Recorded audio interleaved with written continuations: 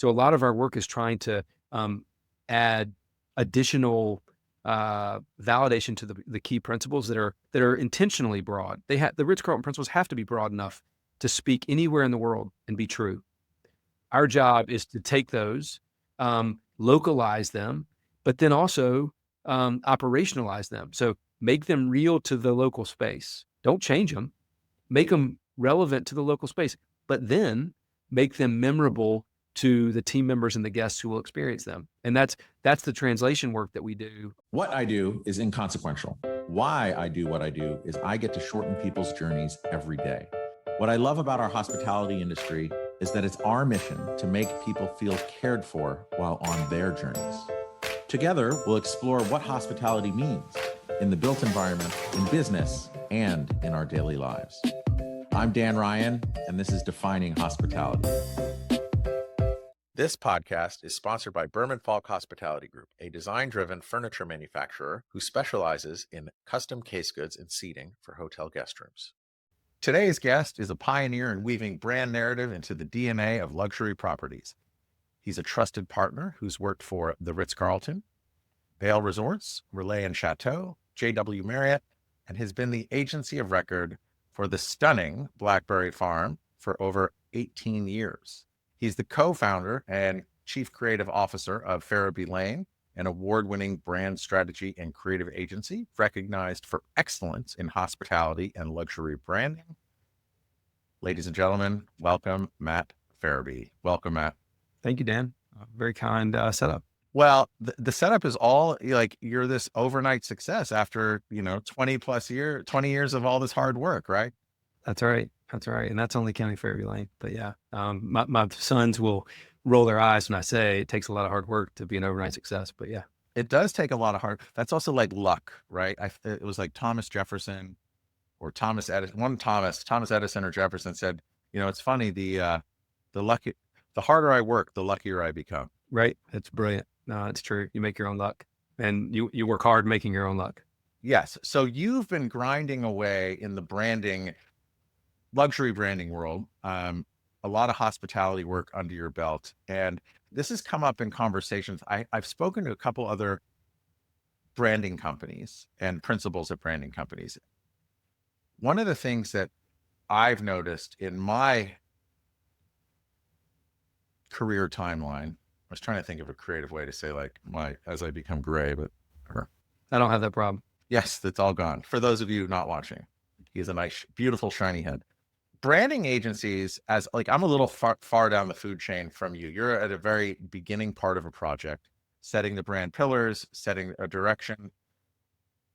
When done correctly, and this is what I loved, and I had never really considered this, but it's almost like what I love about companies that have really clear and defined values that are spoken about all the time. You said that if brand is done well, it becomes this incredible and very precise decision-making tool, right? So oftentimes I'm a couple layers down because you'll do the branding, a design firm or architecture firm will work on like the built environment, but under the umbrella or of what your brand guidelines are, or that decision-making tool. By the time it gets to me doing the furniture, the projects that seem to be the easiest are the ones that have brought on a branding company at the beginning to really think about the brand and establish values. And I don't even have the words for it, but just a lexicon. And I love how you've positioned it as, if done well, it is a decision-making tool, because then it just has to be super clear. So I'm going to tee you up that way, but as that pertains to hospitality, what does hospitality mean to you, and how have you found this path for branding into hospitality? Okay, so I'll define hospitality first.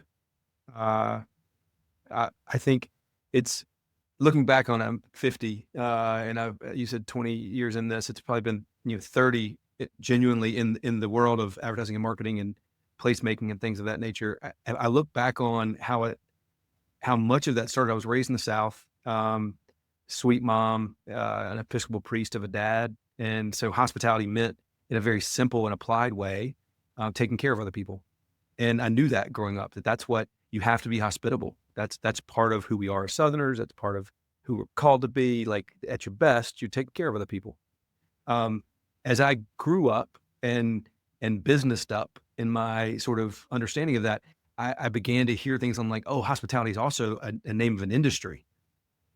Hospitality means hotels. It's shorthand for resorts and hotels and destinations and room nights and ADR. And in that arc, I've only now can look back and say it lost a lot of the humanity that was part of my earliest understanding of that word and that idea. And so only in the last maybe 10, 15 years, 20, if I go back, what Blackberry Farm reintroduced me to was, no. Real hospitality is still real hospitality. The things that Will Guidara talks about now is still, he's just peeling back the truth of what hospitality is. It's not that there's a radical newness to going out of your way to take care of somebody. That's what hospitality is. If you have a good friend who likes Reese's peanut butter cups, you go to the store before they come to your house and you put them in the fridge for them because they're better in the fridge. And that to me is like my evolution in it was to say, okay, so that's really the understanding of hospitality was this, it's what good people do to be nice to other people. And what I've realized now as I sort of coach a lot of hospitality executives and hospitality teams, and where that word gets kicked around as if it's this sterile industry category name. What I ask them, and have found myself just instinctively saying it, is when they say, well, we do this and we do that. We have a welcome drink. It's part of how we demonstrate our hospitable graciousness. We saber a bottle of champagne nightly. It's a ritual. People love it. But when they describe it, they often finish the sentence with, we do this. We do a nightly ritual, sabering a thing. And if you just add for after that, you find often the shortcoming, because they're just saying, well, we do this welcome drink. Okay, well, for whom? And hospitality requires both sides of that. If I think back to kind of how I was raised, is that no one would have said I'm real hospitable if nobody was coming over or if you weren't hosting anybody. You have to be in a position of action to take care of other people to really demonstrate what hospitality is. And so I'll very long-winded set up on that term, but like when I realized that the two were not incompatible, my earliest understanding of hospitality, taking care of other people, being nice, being gracious, and the industry idea of hospitality, when you start to mash those together, what you get, I think, is this reawakening lately of people saying, oh, the essence of hospitality as an industry is taking care of other people. Yeah, everything else is just a functional circumstance of we have rooms, we have keys, we have beds, we have sheets.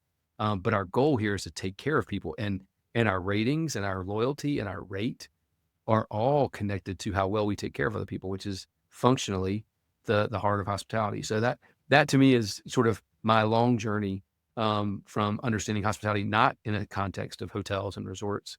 Now in that space, I think that they live together really nicely. And I think that's given us some traction in talking to executives and others in the space, is how do you take care of people in the context of a world-class resort, in the context of a Relais and Chateau experience. And I think if you just point it back to that humanity, it really doesn't fail you. Thank you for sharing that. And then as you were saying that, I've really come to think and feel what hospitality is, and when it's done well. And to me, if I have an image, it's this idea of a hearth or a lamplight, where I love how you said it's on both sides, right? Because in that hearth or lamplight, there's people on both sides of that, whether having a conversation, just getting warm, eating. And I think it's that feeling that is like the center of the Venn diagrams of all those what's, as you said, right? It's that little center kernel. I've never been to Blackberry Farm. I've heard incredible things about it. I've had the opportunity to go there a couple times, but my schedules just haven't worked. And to me, I feel like within the hospitality industry, that Blackberry Farm is probably an exception rather than the rule of incredible hospitality. And I might be out a little bit over my skis here, because I feel, just in what I've heard about them, having not experienced, that it was a real passion project where it's on this immense amount of acreage. And it was almost like one of my favorite movies is Field of Dreams, where if you build it, they will come, right? I don't think, and I could be wrong here, but from the anecdotes that I've heard, they built this thing, and I don't even know specifically who that they are, so maybe you could fill us in, but they built this thing with a sense of passion and purpose, not necessarily a P&L, which is really surprising to me from things I've heard and my understanding, but it's turned into this incredible execution of aspirational hospitality. Like, I don't know really anyone who's had a bad experience at Blackberry Farm. And everyone I hear about that stays there comes out of it a raving fan, which to me means like an excellence in not just vision and passion and purpose, but also execution. Am I right or wrong in there? Totally right. I'll call out a few little things. Let's put a pin in the P&L. No, let's put a pin in the P&L for a second, because I think there's an interesting component of that. I also think there's something to be said for the fact that things do go wrong at Blackberry Farm, right? Like, and genuine hospitality is the saving grace in the midst of things going wrong. They fix things that go wrong. They minimize those that can go wrong, but they fix them with grace and with such magnificence that people actually come out on the other side of it loving them more. So I'll rewind a bit to say about the family. It's the Bell family. Remarkable story. Like, I think they are not independent of a P&L logic and of a performance and success logic. What they are is they prioritize guest experience and epic, exceptional hospitality over everything. And they firmly believe that will guide them. That is their compass. That is their focus. And they have no interest in value engineering themselves into a better rate, into an okay version of themselves, knowing that they strive so far above it, they could back it down just a little bit and charge a little less or whatever, make a little more. They have no interest in that. It is a full tilt commitment to creating an exceptional experience of phenomenal. And I'll say American, and I don't mean this in any sort of exceptional way about what it means to deliver an American luxury experience. But what they set out to do was, let's create this country estate of the likes that only some Americans once knew. You look at Biltmore House, you look at Shelburn Farms, you look at these grand estates created by these captains of industry who hosted their friends, who gave them run of the place. I think Chris and Sandy Bell said something similar. What if we created a space like that? And that was when we first began working with them, now 18, 19 years ago, was to begin articulating that this is a great American country estate. And so, our work with them early on was to articulate that. And it was clear to us that what they were offering was this magical experience for guests, where you could come and you could experience this sort of classic country estate. And you see this in Europe, these estate properties now that are having a wave of enthusiasm for hotel experiences on them. But what Blackberry was doing was sort of similar to that, with sweet, charming cottages and exceptional service and support. They weren't trying to create a resort or a hotel as much as they used those as the business function, the methodology for hosting people. But the experience on property was more like, hey, what if we assumed that we liked everybody who came and stayed with us? We liked them like they were our friends and family, and we hosted them in that way. What if that was the assumption? Not that they were paying us to come stay in our hotel, but instead that, well, what if we just have a lot of friends and we want to host them here? And that's the magic. Like, when you talk about people who are raving fans of Blackberry, it's because they've gone and they felt that. And when they can't put their finger on it, they're like, is there some je ne sais quoi kind of thing with Blackberry? It's that when you're there, you feel like the Bell family, they must know you. Like, there must be somebody behind the scenes that knows you and is taking care of you, because the service is so thoughtful and so generous. What better describes great hospitality, the kind that I mentioned earlier? But it's not like create this like MI6 dossier on every guest coming in, right? So how can they know so well? Well, and I guess it's interesting you say that, because I don't think if we think about that from a real hospitality perspective, it doesn't require a whole lot other than training your staff to be attentive. And if that is the first thing, imagine how much you can learn if your effort is not to see how quickly you can execute a pre-arrival customer service call. right? That how many hotels are like, we got to be in and out in a minute. If instead your ambition is, how can you engage somebody and ask them if they want to engage via email or phone, and begin at that point, asking them what matters to them. Why are they coming? What are they looking for? What do they like to eat? And if you take that logic forward, all of a sudden, all the decisions, all the interactions with everybody, with the charming folks who are taking your luggage to the cottage, the room, everybody is listening carefully, not because they're MI6 and it's creepy, but because their goal, every single one of them, is that you have a magnificent stay, that you have an exceptional experience. And I think that's a culture thing that isn't coming from a place of how can we do hoteling best in class, and instead it's how can we do hospitality at scale versus how can we do hotel in a familiar family way. They flip it. I love that idea of asking, in doing custom furniture, we have this kickoff call with all the stakeholders. And one of the things that we have there is, hey, we send out a weekly project update. Normally we send it on a Friday. Is there a day that works better for you? How do you like to be communicated with? I love that, like phone or email. I'm a phone guy, but some people are like, oh, text me. But being able to ask that one question, they're like, oh, well, our bigger project meetings are on this day. So if we can get it the day before, it just changes the whole tenor. You're like a receiver of the need. And that's part of hospitality too, that people are going to tell you what they want. It's about making room for it. Yeah. And intention and focus. And I think from the very beginning, Chris Bell, as the earliest proprietor in the story, gets bittersweet. Sam Bell, her son, stepped up to the role of proprietor young, and passed away young, doing it in a tragic ski accident.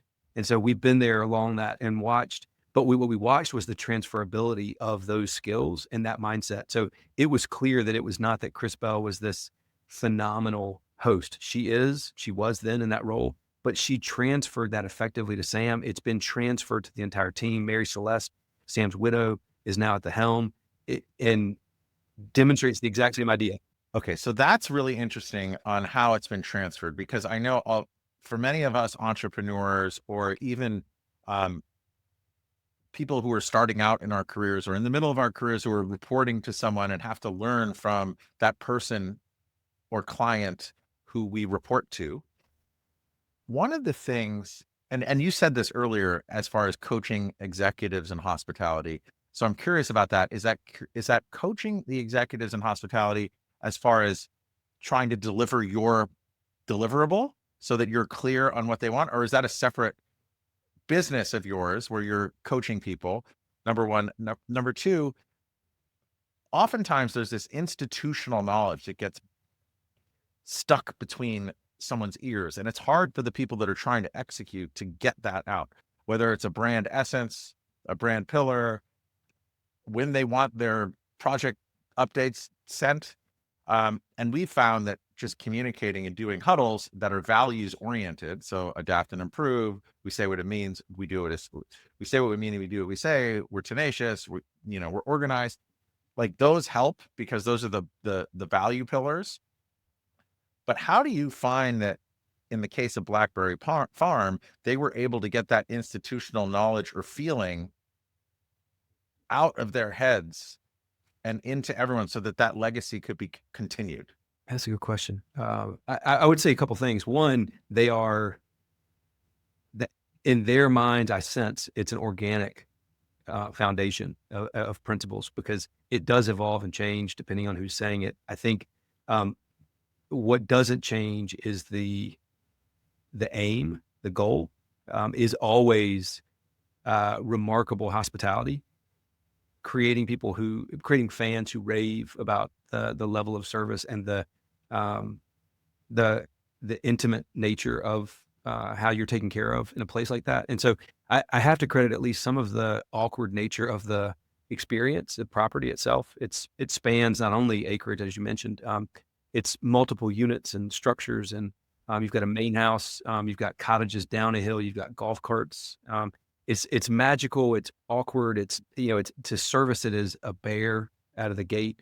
So what it requires is everybody immediately coming out of the rote mechanics of, well, there's an elevator bay and this is where hospitality goes, and our commercial division does this and groups go here, and there's no chance of falling into a routine of normal, same. At Blackberry, because you're walking up hills and it might be snowing and there could be a bear. You never know, right? So all of those things require you to, as a human, with eyes, with hands, with feet, to engage each other and say, how are we handling this? How are we dealing with this situation? And they've just been really deliberate in empowering their team, and informing their team to say, this is how we do it, and this is why we do it. And I think that sort of strong-willed commitment to say, make it the best. The phrase that Chris kind of embedded in my brain early on. Again, this is 20 years ago. Good, better, best. Never let it rest till the good gets better and the better gets best. Oh my God. Say that again, because I'm writing it down. Good, better, best. Never let it rest till the good gets better and the better gets best. Like, said in this sweet, thoughtful, and absolutely demanding way, right? Like, so you've now got the packaging for continuous improvement in the modern business vernacular. It's continuous improvement, right? And yet it's packaged in this charming, genteel Southern way, but it is 100% committed. If last stay was a 98, this stay must be 100. If that guest left with an A, then they need an A plus. You're plucking my heartstrings here. Like that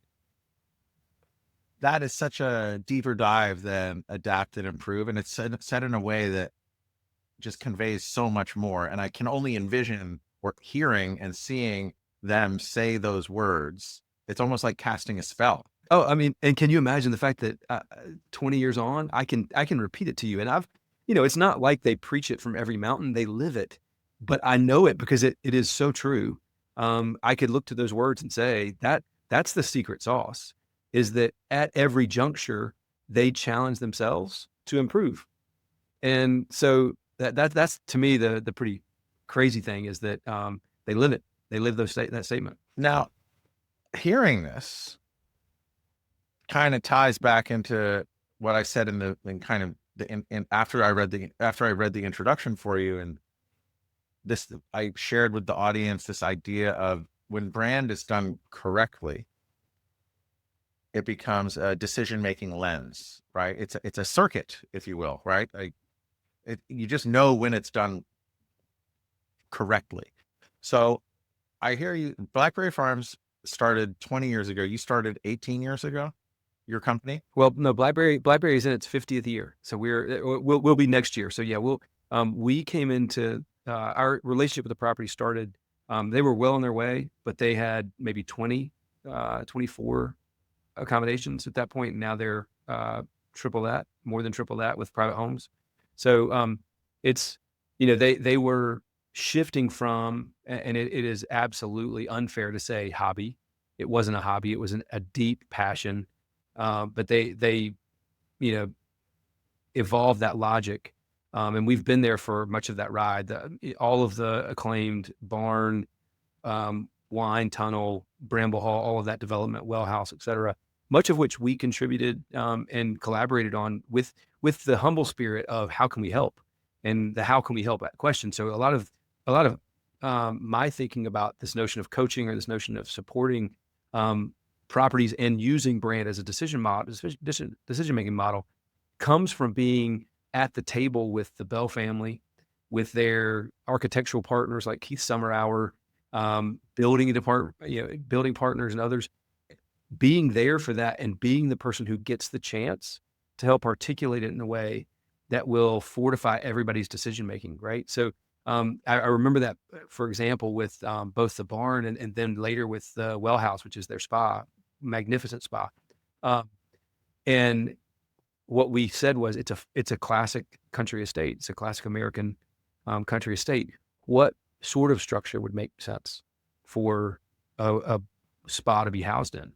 And using the lens of classic country American estate, what might that allow for? And so that's where this well house came in. Okay, so because I know we've been talking about Blackberry Farm a lot, and I think, like, as an example within our industry, they're definitely in the top 1% as far as like hospitality experience, from what I've heard. I have not experienced, but just from the general zeitgeist, and that's my impression. I put like Amman up in there, Four Seasons up in there, and of course, in other brands, there are individual properties that are probably up there, but I think it all comes down to the team that's there. Part of like, if I'm hearing what you're saying of sitting at the table and hearing it, and this is kind of where I was going with the coaching and trying to get to this brand decision matrix or lens or circuit. Would you say that your superpower, your firm's superpower would be to get at that table, hear what's going on, and then put it into some kind of a roadmap or a blueprint? Like, I'm trying to because I don't know very much about brand. I don't know very much about brand agencies. I've spoken to a couple. When projects I'm working on with them, my thesis, unproven, is I think that those tend to run smoother because decisions are made. Like, how would you describe your superpower in that sense? Or am I right, or did I just go out on a limb there? No. And I think I think your hypothesis is accurate, by the way. I will use only my experience to answer the question of superpower, whether it is or not. Hopefully others can attest to and talk about. But I do think the fact that we watch people bring us to subsequent projects early, if not first, which to me says they are sensing that by having that North Star established with brand, that they are then able to use that as a lens, as a decision-making model for whether the furniture should be 18th century production or should be American shaker or should be modern eclectic, because they know the essence of the brand provides a framework to make that decision. And I think what we've demonstrated is that it's not a magic power. Perhaps it's a superpower, but it's not magic. We listen carefully. We think about positioning not just as where can you fit in the market, but what does the market want and how can you deliver on that? And I think ultimately by establishing that in a really thoughtful and clear way, what we're providing for people is a touchstone. And they can say, we've got a project in Portland, Maine right now, really fun, complicated, exciting project. And we had worked with some of the principals in that on a different destination. And they brought us into this project early, if not first, one of the first, before the architects, anybody else. And what we argued was your opportunity right now is to establish that lens before anybody gets in here and starts drawing and starts thinking about mod kind of furniture or chic or built-in or this or that, none of it, before any of that. And so the idea that we surfaced there was of the water. It is a property that is on the water. And so we were talking about waterfront and this and that. And we pushed back and said, we think that there is something essential to this place where the spirit of the water is infused in every decision that we make. And if we can establish that and harness that, then everybody who comes on has something to say, all right, does what I'm delivering? Now, I'm not dictating what a wonderful architecture firm like Marvel does, but I am helping set some conceptual frame around what those who are stakeholders in the project have said is important. And then the wise and talented folks can take that at Marvel or anywhere else and say, what this might mean then in architecture is this. And so it's exciting to be at the front end with the brand. I think what I've done over the years is occasionally had to apologize for that or navigate the awkwardness where you've got an interior design group or an architectural group saying, wait a second, why is an advertising guy up in my business about furniture? Two things. I was raised in Hickory, North Carolina, and I love furniture. So I do talk about furniture a lot, but I talk about it often because it should align with the spirit and ethos of the place. And the brand is the thing. And so for you, I'm guessing those times where you're like, wow, this is really harmonic. Like, I get it. They know what they want.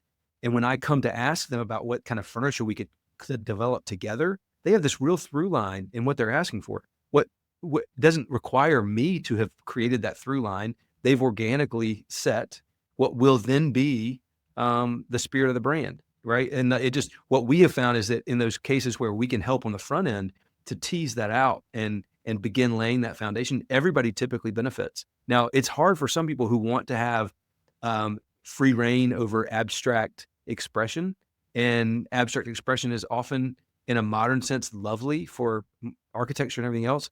But when it comes to everyone being on the same page, the brand, we find, is super useful and incredibly valuable at that front end. And then the collaborators, like at Marvel, are, by the end of it, are like, that was really valuable. And we get pulled into projects with them and with others because they see the value typically. But that's us as journalists, if you will, hearing and listening and reflecting versus conjurers.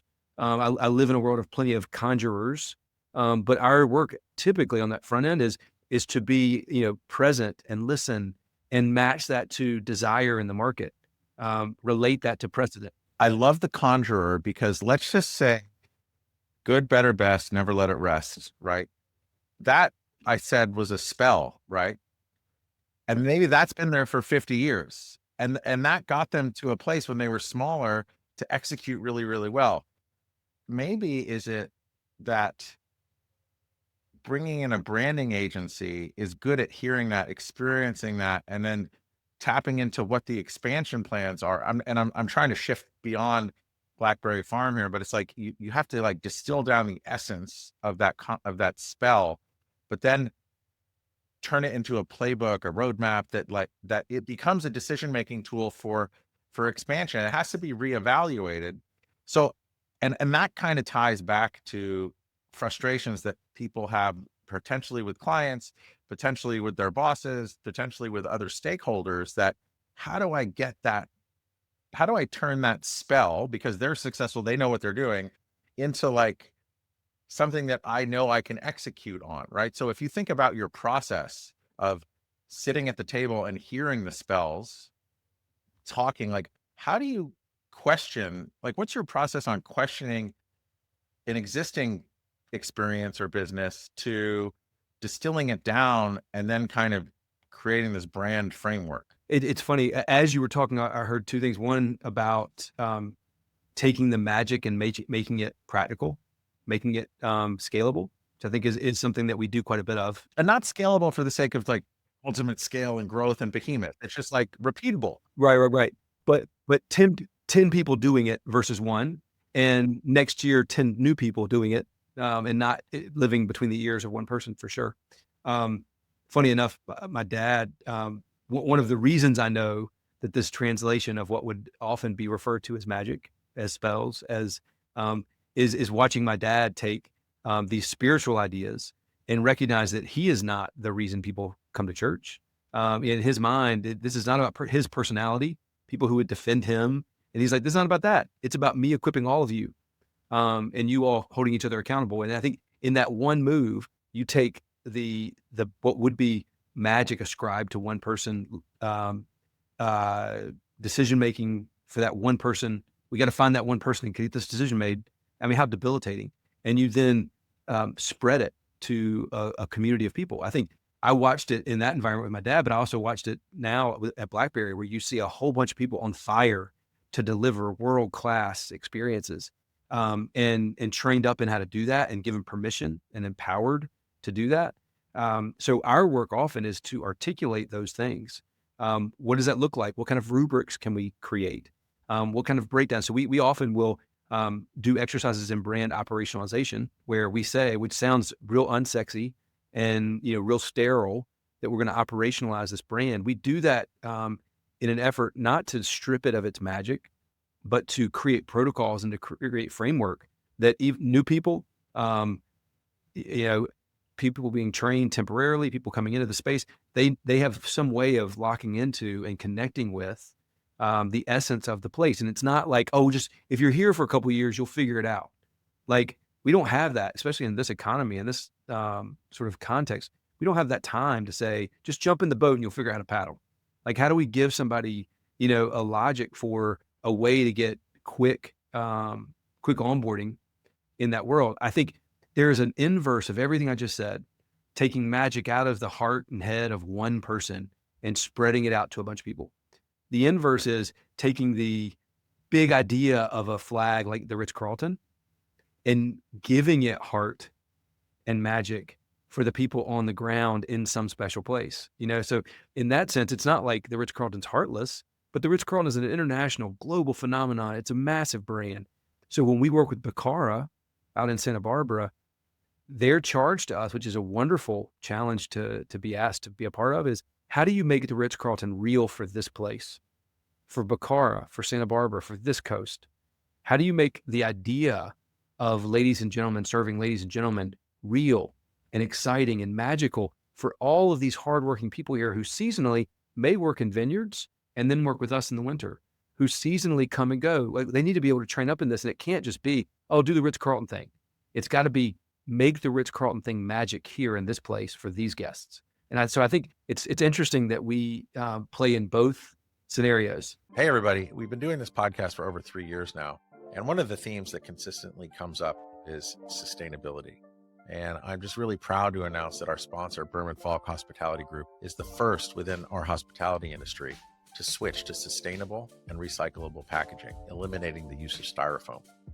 Please check out their impact page in the show notes for more info. So now I want to dig into that one, because every Ritz-Carlton employee apparently has a credo, like a card, a little fold-out card. Whatever do you mean? There you go. So to me, and my mother-in-law, having worked at a Ritz-Carlton, and she is a lady serving ladies and gentlemen, serving ladies and gentlemen, and everyone that I met whenever I've been there, you do get that feeling. But that credo is pretty awesome. It's got the values, it's got the credo, it's got like, this is what Ritz-Carlton is. So how do you take that? Like, you walking into Bacara, they have that already. How do you add to that? Like, is it an add-on? Is it another fold in that thing? What we try to do is give it, okay, great. So first and foremost, I guess Hippocratic in the sense, first, do no damage to that magnificent credo logic, right? Like, it's strong. It makes sense. It has served them well. But what a shame if that sits on a shelf untranslated for a local market and a specific guest experience. It is a very different thing. We were with Turtle Bay in Hawaii, and they are recently reflagged as a Ritz-Carlton.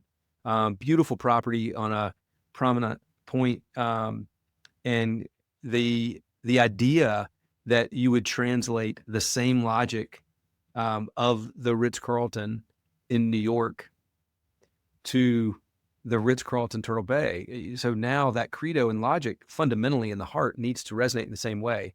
We are, ladies and gentlemen, taking care of ladies and gentlemen, but the expression of it, the articulation of it, the experience and engagement on the ground in the place. So our work really is to take that, honor the core story of the Ritz-Carlton and make sense of it for a local market. How do we link that to, this space, this place, the context, the people, the food? How do the foodways weave into this? How does travel in relationship to bird watching or people watching, or all the different things that may come with an urban expression of that versus a rural expression or ocean expression? And so that's really the charge that we're given, is make this real for our people. And I think that what we've tried to do too is demonstrate our deep respect for the parent brand. We're not coming in looking to disrupt that or in any way displace it. We're looking to actually make it more real in the moment for the place, for the people in that place. And and we've got a lot of traction with that. And I think what we come to it with a real, genuine interest in bringing all the cool things and smart language and principles that are on those little pocket cards. And just like an eager, new employee who says, how can I make this real? How can I do something with this in every interaction with a guest? We say the same kind of stuff. We do it with a little more framework and training to say, hey, when we talk about this, let's make sure we're mindful of the fact that they're indigenous peoples here, and they are allies to us in creating a unforgettable guest experience. And you wouldn't necessarily say that in the middle of Manhattan, although Manhattan, perhaps you could. But all of those things relate. And so our work is to be students of that. We talk a lot about being students. That's a humility that we bring to it. It's also an excuse to say, I don't know. Like, I don't know the Hawaiian culture enough to know it other than researching. So as you do your research and you're at the table, you're listening, you're taking it all in, like there's this card that's there, and the card is way more than just the card, because obviously there's a language and lexicon and communication and rhythm amongst the staff that has to be scaled out and rolled out. But how in the case of Turtle Bay or Bacara, you choose, they have the card, you're listening because they want to make it more bespoke, or I don't know, just more unique to that property. They're still having the card, but what's your deliverable to them, and how have they raved about you since you've done your work? I'm trying to recall some of the post engagement feedback with Bacara. We had a great experience with them a couple months ago, culminating in a packed auditorium 3 times in one day. I was worn out by the end of it, just kind of indoctrinating the team. And it's funny, that team was already very fluent in all things Ritz-Carlton. The on the ground team has done a great job. What had not been bridged into was the differentiating and defining principles of Bacara on that cliff overlooking the Pacific Ocean, where people knew by extension of the Ritz-Carlton principles that our relationship to wine country is such that we can be a base camp and we can coordinate your entry into that space. They're not in the wine country, they're on the ocean, but they know that that's of interest for people. So our work from a brand perspective was to weave a story that would say, in that particular sweep of oceanfront land, it's rich with agriculture, and that's part of the history that Bacara celebrates. And so, pulling that through as part of the guest experience that can be, folded into culture and community, that is a key part of the Ritz-Carlton experience. Our work is to surface that and create those connections and spell out how team members are expected to host guests. And we use a lot of that language. Like every one of you hosts every guest. So when you see them, you're supposed to be on alert in order to help them have a great experience. That's more of what I learned watching Blackberry, where everybody's responsible for everything. And it makes complete sense, because if you were hosting somebody at your house and if there was a cigarette butt, along the sidewalk, A, your parents might be pissed off, but B, if there's something that needs to be cleaned up, you reach down and you clean it up. It doesn't matter if that's not your job. Everything's your job. You're hosting a guest in your home. That's hospitality, right? And so I think, reminding everybody of that, and then expressing that further into things like, well, coordinating, a satellite trip out to some vineyards. That's part of the job now of everybody. Be aware of that. What's the cheat sheet that says we're this far from these things? These are the varietals that are grown near here. So a lot of our work is trying to add additional validation to the key principles that are intentionally broad. The Ritz-Carlton principles have to be broad enough to speak anywhere in the world and be true. Our job is to take those, localize them, but then also operationalize them. So make them real to the local space. Don't change them.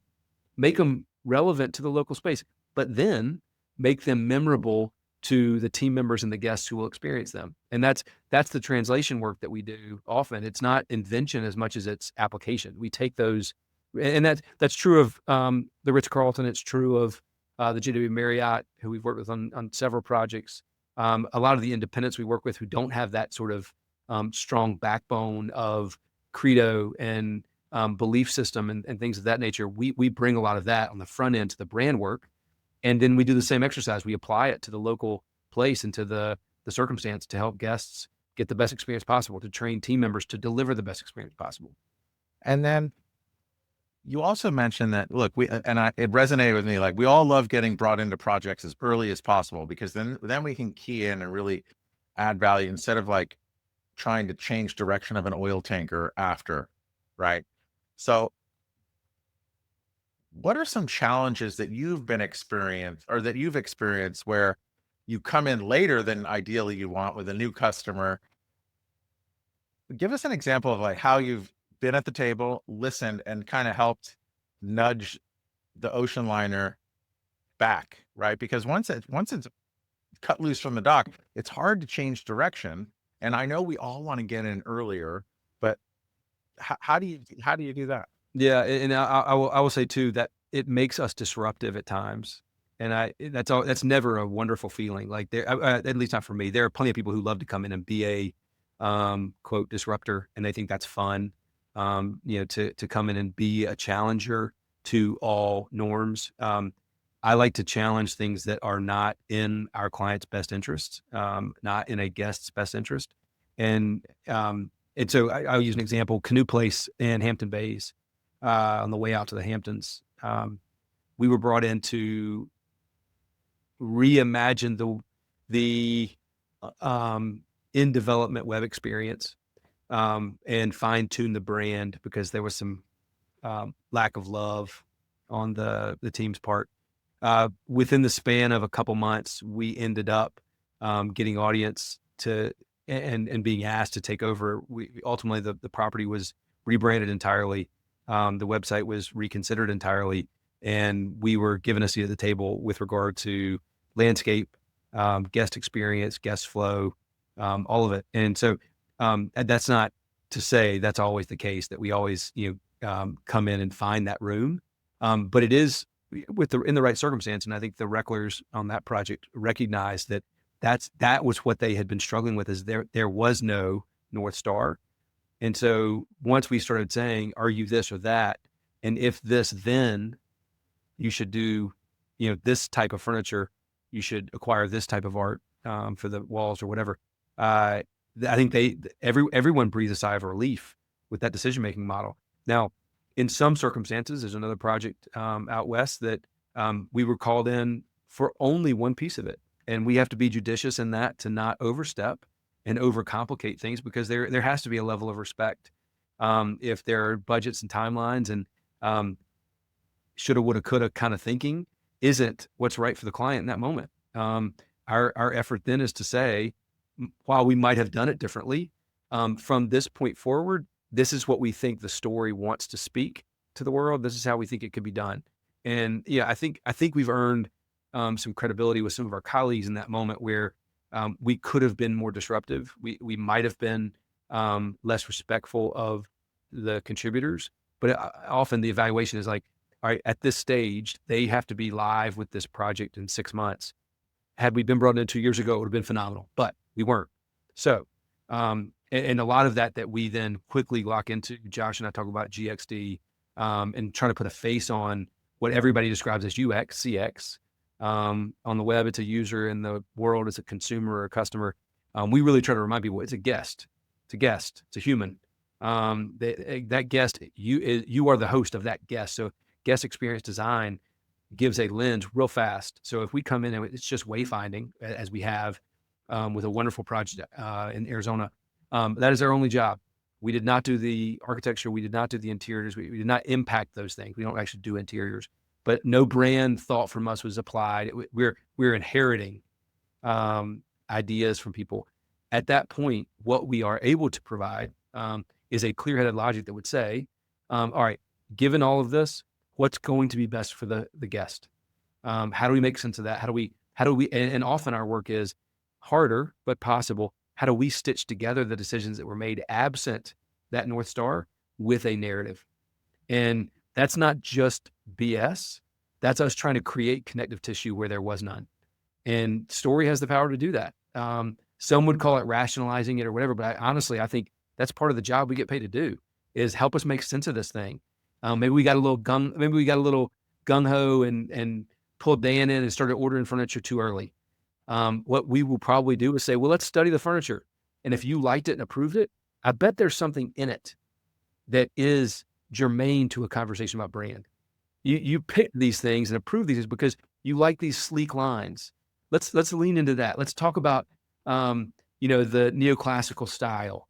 Let's talk about the Beaux Arts and what might have led to that design decision, because we can then pull that forward as a brand idea. So a lot of what we do, if we're not brought in early, we try not to be disruptive. We try to be, a collective in our thinking, so that it benefits everybody's effort and create some sort of unifying logic for it. Yeah, and then you can take it's like in the news, right? People have these narratives, so that narrative's already there, the ship's already there, but then you can pull in all these other elements and bring them into the narrative. And I also find that oftentimes some of the coolest hotel experiences are where everyone is educated on the story of the hotel. Like a bellman will say, "Oh, where this chandelier was made, or where this piece of art, or whose hand was in that photo of that piece of art." It just kind of connects it and personalizes it to me. Um, as you survey other branding agencies that are out there in the hospitality world or other places, and you've kind of made an imprint for yourself in luxury circles. But what do you think differentiates Ferebee from the others? I think there are a couple different categories of people, and a lot of great folks, a lot of smart thinkers out there. I think there are some practitioners who are fantastic at the I'll call it nuts and bolts application of thoroughly considered branding, and so they are incredibly supportive of execution and creating logic and structure and order to both the development and workout of the brand and the ultimate guest experience. There are people on another end of the extreme who are poets, and they create the most magical ideas um, that are used for people to then bring to life as a guest experience. Um, and in that, often on that far end, you may find the people who are at some points difficult because it's their way or it's not. But it's magic. When it works really, really well. I think we live somewhere in between. Is that I think the differentiator for us is that we work to create a fundamentally magical and memorable and remarkable, in the true sense of the word, remarkable, that something people would talk about.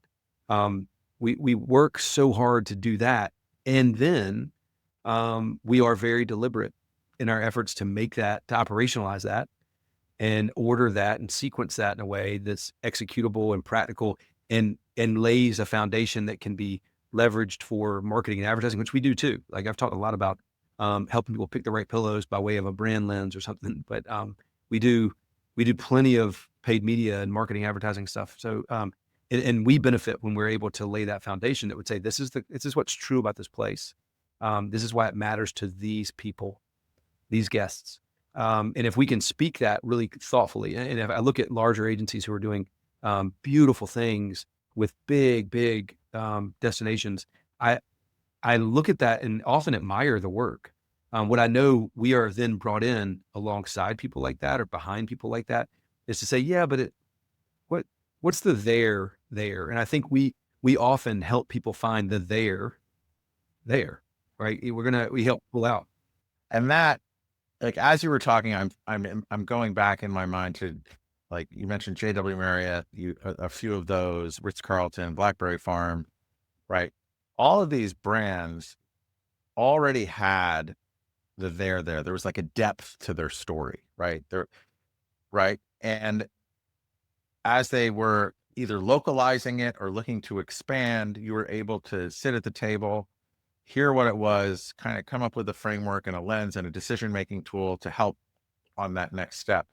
As you look out there, is there a company, an experience who has a depth to their story, but they might not know kind of what they're sitting on, that could be a dream client for you? Like if you were to manifest somebody out there that, they're sitting on this depth of a story, or the there is there, and you want to get involved and like help create that lens for them.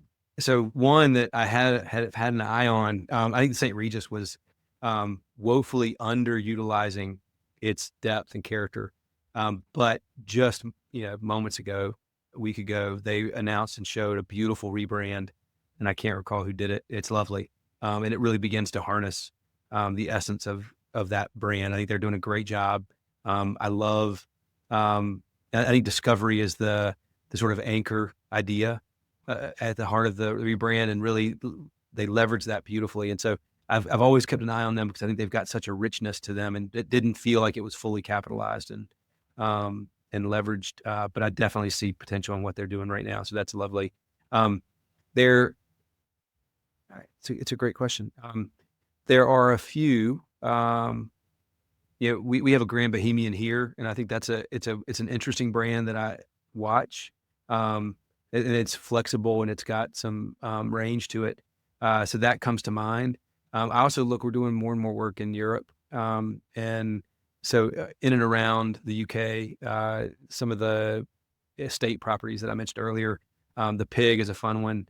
And that it's just these lovely, charming experiences that I see potential in places like that. I also, of course, most of our work is at the property level for the Ritz-Carlton. And so the more we get to know that brand and that team, the more I see and get excited about what we could do at the brand level, nationally and internationally. That's our world at FerebeeLane is not exclusive to hospitality. We do quite a bit of it, but we've been the agency behind much of the work for Le Creuset cookware in the United States and abroad for almost 20 years, so probably 17, 18 of those years. And so in that, having watched our work with that brand starting here and then migrating to their work in Europe and out to the world, it's fun to see how a solid foundational idea can then translate in other places. And so without being over ambitious, that's the notion of the Ritz-Carlton and the friends we've made in that space. That is certainly one that's top of a list with even bigger opportunity to unlock the beauty of that credo, the beauty of ladies and gentlemen serving ladies and gentlemen. We have some enthusiasm that we certainly think could be top down valuable to them. And then I didn't realize that you were doing all that work with Le Creuset. Shame on me. But what about other, like a product that might be out there that is sitting on depth, but maybe just needs some help getting it out of their head and into a more scalable format, or looking at it differently, or helping create that lens? Like, is there a dream product? There are so many dream products. There are two that come to mind, top of mind, because they actually sit on a list. Thermador home appliances. I love the product. I use the product, have it in my house. This is the third time we've done a Thermador suite in a house that we've redone. It's great product for those who love to cook. We just launched a new small kitchen appliance brand called Lotus. Super premium. It's lovely. We're really excited about it. It only stirred that interest in Thermador more. So we watch them and just see what's coming up, around with them. So that's one. There's another in the world of golf. Stitch is a golf brand that, and this is probably terrible to say. Maybe I be careful how I say it. I think they are sitting on great potential. And I watch them. I'm like, just the brand. There are those brands that for some reason they've caught your attention, and you want to mess with them just a little bit. You want to refine them just a little bit, and that's one that every time I see them, so that may be one that we go solicit to business from. But yeah, so those are a handful that stay in and around the list of people to talk to. As you look back over your decades of becoming an overnight success, as you look to the future, what's exciting you most about what you see out there? People are taking story so seriously. And that sounds actually pretty somber, and I don't mean it that way. We are getting audience with people who are prioritizing their story of place. And man, that's exciting. Like to think that I was an English major, I taught English for a minute before going back to grad school and before launching into this industry. And I would never have guessed that people would have the same appreciation for the power of story that I grew up, thinking about. And so to be at the table, to be part of the discussion, product development we launched a collaboration with Disney and Le Creuset and developed a full Star Wars line. And we did the actual product dev, and all based on clear, compelling story. And that same principle, when it applies to placemaking and myth building, all of that to me is like, I get really excited about that. And when my wife and I were just in the Cotswolds staying at a beautiful little country inn, and the layers of details and narrative attention to every aspect of the experience, that excites me, because that tells me that in the midst of AI, in the midst of everything seemingly getting easier with regard to production, execution, it takes less human input to get more technical output. Um, I am heartened by the fact that there are still many, many people who want the tactile, who want the visceral, who want the heartfelt. And that's the essence. If I go back to your question earlier about hospitality, that's the essence of the kind of hospitality I was raised on. Be a human, taking care of another human, put something real in their hand, make them a cup of tea, look them in the eye. And at the end of the day, that's not AI doesn't do that. Computers don't do that. And so, without being too cheesy, my kids would say it's corny. I'm heartened by the fact and excited about people's interest in story and the creative ways that so many talented people are bringing those stories to life. Like with furniture, I've been in furniture for years, and I see something new, and I'm marvel that made its way through production, and I want to know who designed it, and like that sort of electricity that you feel, that's what tells me we're not done, and all isn't lost. Over your decades of becoming an overnight success, um, as you look to the future, what's exciting you most about what you see out there? People are taking story so seriously. That sounds actually pretty somber, and I don't mean it that way. We are getting audience with people who are prioritizing their story of place, and man, that's exciting. Like to think that I was an English major, I taught English for a minute before going back to grad school and before launching into this industry. Um, and I would never have guessed that people would have the same appreciation for the power of story that I grew up, thinking about. And so to be at the table, to be part of the discussion, product development we launched a collaboration with Disney, um, and Le Creuset, and developed a full Star Wars line. And we did the actual product dev, and all based on clear, compelling story. And that same principle, when it applies to placemaking and myth building, um, all of that to me is like, I get really excited about that. And when my wife and I were just in the Cotswolds staying at a beautiful little country inn, and the layers of details and narrative attention to every aspect of the experience, that excites me, because that tells me that in the midst of AI, in the midst of everything seemingly getting easier with regard to production, execution, it takes less human input to get more technical output. Um, I am heartened by the fact that there are still many, many people who want the tactile, who want the visceral, who want the heartfelt. And that's the essence. If I go back to your question earlier about hospitality, that's the essence of the kind of hospitality I was raised on. Be a human, taking care of another human, put something real in their hand, make them a cup of tea, look them in the eye. And at the end of the day, that's not AI doesn't do that. Computers don't do that. And so, without being too cheesy, my kids would say it's corny. I'm heartened by the fact and excited about people's interest in story and the creative ways that so many talented people are bringing those stories to life. Like with furniture, I've been in furniture for years, and I see something new, and I'm marvel that made its way through production, and I want to know who designed it, and like that sort of electricity that you feel, that's what tells me we're not done, and all isn't lost. I want to thank you for reframing something. Like, I go to so many conferences, I listen to a lot of podcasts. I'm always like kind of absorbing, seeing what's going on with the intention of trying to have collisions with people, because I think people excite me. That's where I get my energy from. That's part of the reason why I do this podcast. It's a huge reason why.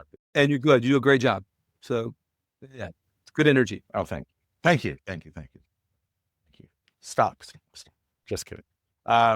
So, but you hear that there's these buzzwords that keep coming out, right? There's like, whatever, like crypto, blockchain, AI enabled.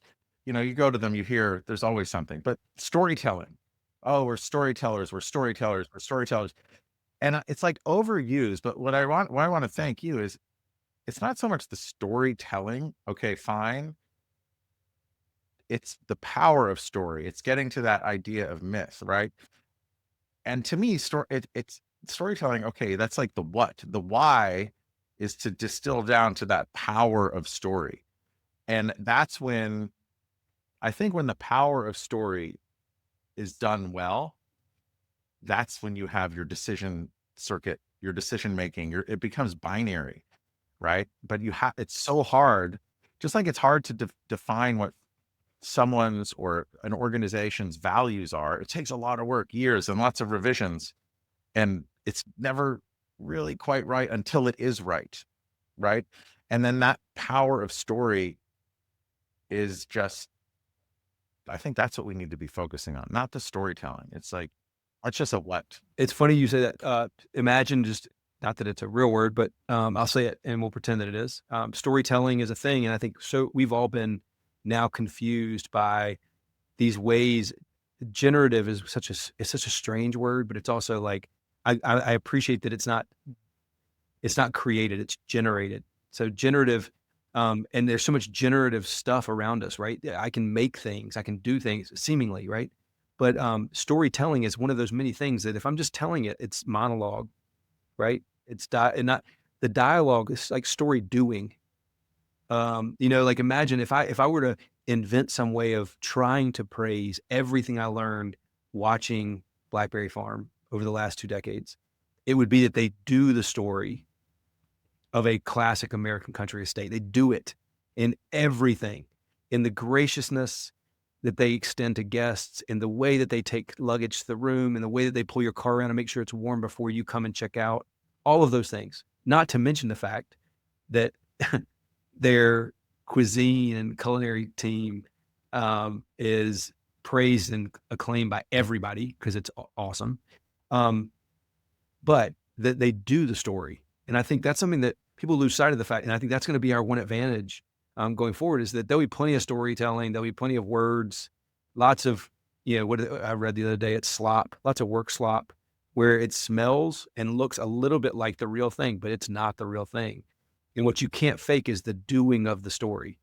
And I think that's the difference, is that telling the story is one thing. If you are a charlatan or whatever, you can say it. A computer can probably figure out how to say it.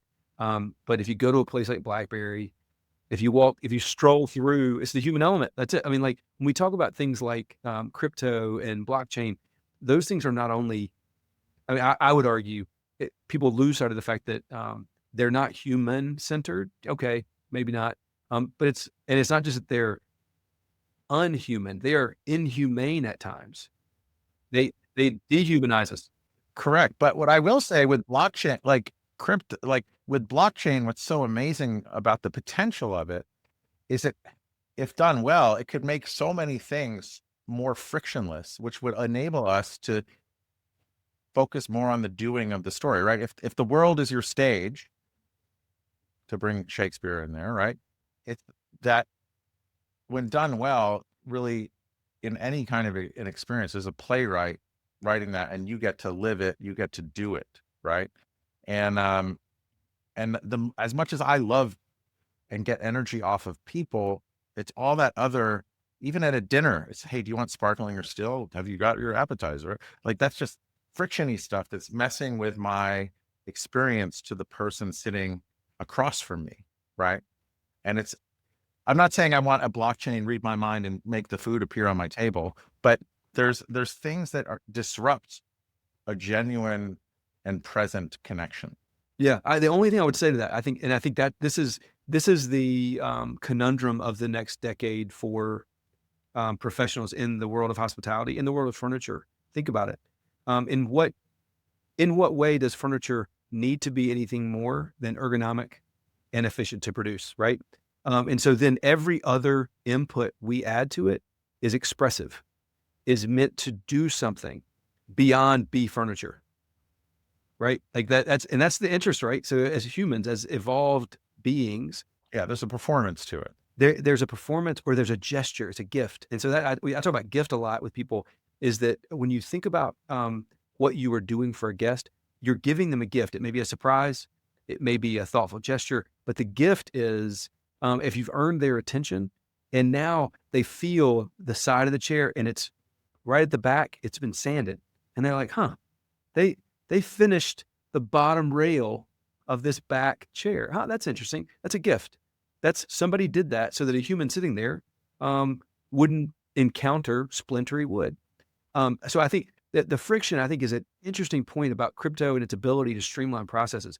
I think the zealous pursuit of that to its fullest extent, most logical end, my brother sits in this camp, is everything should be frictionless. He would prefer, you might sit down at the table, push the button, and they know if you want still or sparkling because you push the button. And what I would argue is that there's a dance somewhere in between. How do you find those places where friction could be a place of value? What we talked about earlier, where someone's like, I don't want to bother somebody and call them before their visit. But imagine what chances you've now eliminated to understand what Dan and his wife would like to drink when they arrive at the property, or what they would like to do on their first evening, or if they expect to be delayed, all of those things. And so I think in our rush to remove the friction of human interaction, at times we have taken away, like I can't stand going to a restaurant and there's an iPad on the table, or even worse, someone walks by and leaves me an iPad. Here's your iPad, sir, order your meal. And I'm like, man, I could have just done that from the car. Like, what service did you provide walking over to me and handing me an iPad? Like, it's preposterous. They probably looked at your shoes, and then when you plugged in what you wanted, it saw that you had nicer shoes and that they charged you more for the same menu that the person with the beat up shoes down the way had. It's surge pricing. Yeah, exactly. Matt, this has been such an awesome conversation. And thank you for your time and like illuminate and helping me learn, and all of our listeners. But if people wanted to learn more about you or your company, what's a good way for them to get in touch? FerebeeLane.com, easiest way to find us and all my friends here at FerebeeLane. Perfect. Well, and like I said, thank you so much for your time and sharing your experience. I truly appreciate it. Yeah, I loved it. It was great conversation. To all of our listeners, if this changed the way you think about branding or hospitality or being frictionless, or the power of story, or you think someone else can benefit from this, or if you've had a conversation, please forward this to them, because we grow by word of mouth mostly, and every share helps. So don't forget to like, comment, and share, and we'll catch you next time. Thank you.